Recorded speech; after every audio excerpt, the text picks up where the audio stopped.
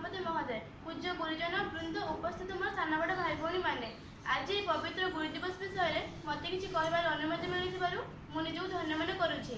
आज हूँ गुरु दिवस अर्थात टीचर्स डे। जी आम जीवन अंधकार दूर कर आलोक दे था से होती प्रकृत गुरु।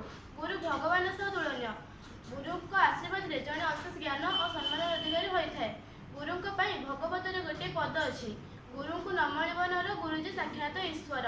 साधारणतः आम पितामाता होती आमर प्रकृत गुरु, किंतु पितामाता पर आम जीवन आसी शिक्षक बा गुरु।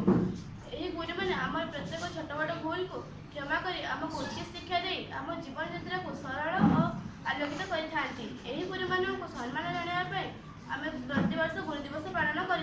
प्रकृत में 1962 मसीहा पूर्वतन राष्ट्रपति सर्वपल्ली राधाकृष्ण जन्मदिवस को गुरु दिवस रूप पालन कर।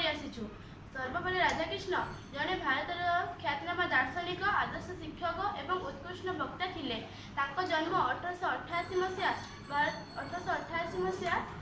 सेप्टेम्बर मास 5 तारिख दिन मांद्राज एक छोट गाँ चिरुदानी नामक गाँव में होता। पिता वीरस्वामी जाति ब्राह्मण थे, पूजा कर्म कर जीविका अर्जन करते।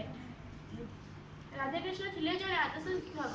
से छात्र मान बहुत भल पाते, छात्र मान सहित आत्मीय पर मिशुले। से जीवन काल में अनेक छात्र मान सहित अनेक छात्र मान निज नीति और आदर्श गढ़ी। राधाकृष्ण यही महान चरित्र समाज और शिक्षक एक उत्कृष्ट दृष्टांत। परवर्ती समय से गांधीजी संस्पर्श में आसिले एवं अनेक कांग्रेस नेता साक्षात कले।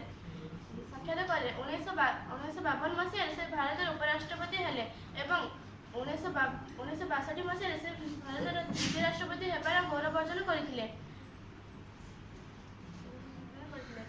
शिक्षक जाति निर्माता से देशर समस्त छात्रों को गढ़ती, वंश मान को गढ़ती।